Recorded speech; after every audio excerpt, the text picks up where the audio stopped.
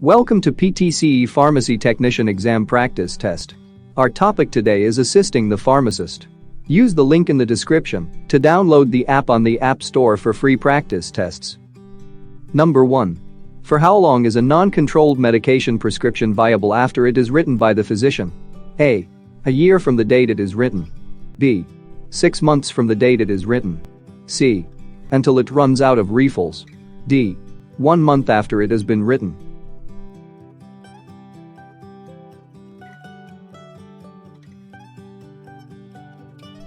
The correct answer is A. A year from the date it is written. Explanation. A prescription is good for a year after the date it is written. Option B is incorrect. Certain controlled medication prescriptions are only valid for 6 months from the date written. Option C is incorrect. Prescriptions may change in strength or be discontinued, so they are only valid for a year. Option D is incorrect. This applies to controlled substances. Number 2. Which of the following describes when a prescription has no refills left and the physician's office gives more refills on the prescription? A. A refill request. B. Workflow. C. A refill authorization. D. Maintenance medications.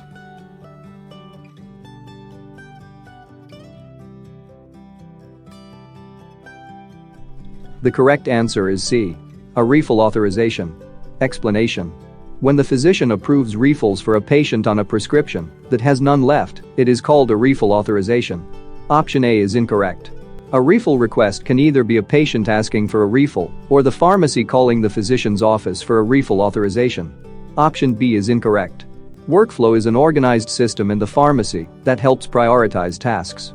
Option D is incorrect. Maintenance medications are drugs that the patient needs to take every day for a chronic condition. Number 3. What is the first and most important step taken when inputting new prescriptions for patients?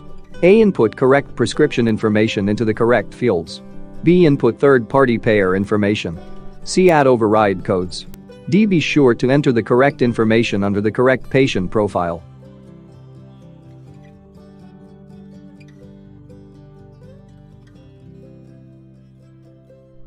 The correct answer is D. Be sure to enter the correct information under the correct patient profile. Explanation. The first and most important step in the process is verifying the accuracy of the information under the patient profile. Option A is incorrect. While accurately inputting prescription information in the correct fields is important, it is not the first or most important step. Option B is incorrect. Although important, inputting third-party payer information in the system is not the most important step, nor is it the first. Option C is incorrect. Pharmacy technicians must be able to code correctly. However, this is not the most important or first step in the process of inputting new prescriptions for patients. Number 4. Which is not a government health plan? A. Medicare. B. Private employee group health plans. C. Medicaid. D. TRICARE.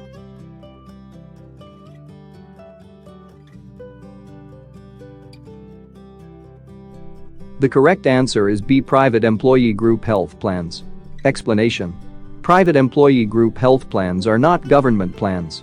Option A is incorrect. Medicare is a government plan for Americans over 65 years old or who meet certain other criteria. Option C is incorrect. Medicaid is a government health plan for Americans whose income is below the poverty level or who meet certain other criteria. Option D is incorrect.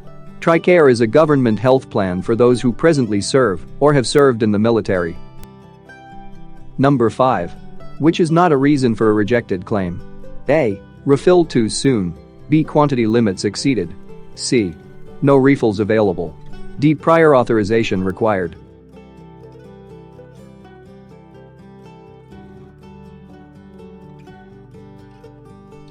The correct answer is C. No refills available. Explanation. If there was no refill available on the prescription, the claim would not have been sent in the first place. Option A is incorrect. Refilling too soon is a reason for a rejected claim. Option B is incorrect. Claims may be rejected due to quantity limits exceeded. Option D is incorrect. If prior authorization is required, a claim may be rejected. Number 6. Which is not considered an example of fraud? A. Using another person's insurance card. B. Billing a claim with correct information on it. C. Billing for services not rendered. D. Altering monetary amounts on a claim.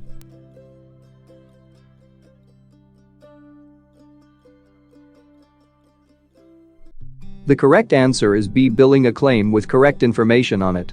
Explanation. Billing a claim with the correct information on it is not a fraud. Option A is incorrect. Use of another person's card is considered fraud. Option C is incorrect. Billing for services not rendered is fraud. Option D is incorrect. Altering monetary amounts on a claim is fraud. Number 7. If pharmacy technicians have any questions about dispensing a controlled substance medication, what should they do? A. Ask the lead pharmacy technician. B. Enter the prescription into the software system and see if the insurance approves or rejects it. C. Dispense the medication at their own risk. D. Ask the pharmacist for guidance.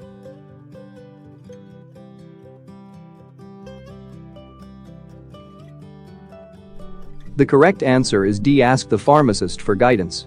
Explanation. The pharmacist can fill a controlled substance at his or her discretion, so if the technician has any questions about a controlled substance, they should direct it to the pharmacist. Option A is incorrect. Pharmacy technicians should direct questions about controlled substances directly to the pharmacist, not the lead technician. Option B is incorrect.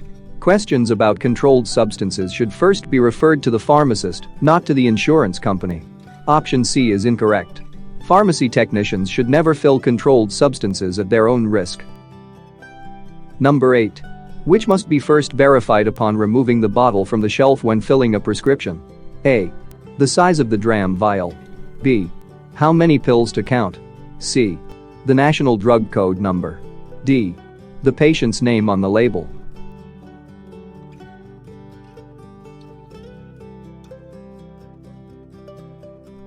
The correct answer is C. The national drug code number. Explanation. The national drug code number must be checked immediately when removing the bottle from the shelf. Option A is incorrect.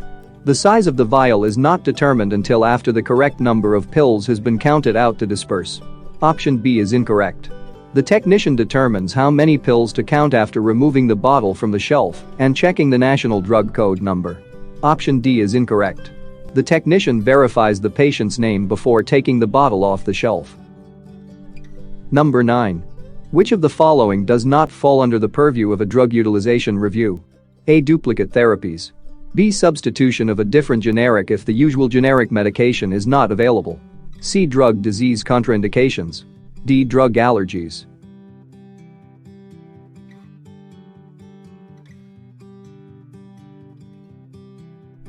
The correct answer is B. Substitution of a different generic if the usual generic medication is not available. Explanation. The third-party payer will not know if a different generic manufacturer needs to be used. Option A is incorrect. Drug utilization reviews identified drug therapies. Option C is incorrect. A drug utilization review must account for drug disease contraindications. Option D is incorrect. Drug allergies would appear in a drug utilization review. Number 10. Which of the following is not true about refill requests? A. The patient must go to the physician's office in person to request a refill. B. Most times, they will fill automatically once sent through the automated system. C. Most of them are for maintenance medications. D. They may not be allowed in cases of controlled substances.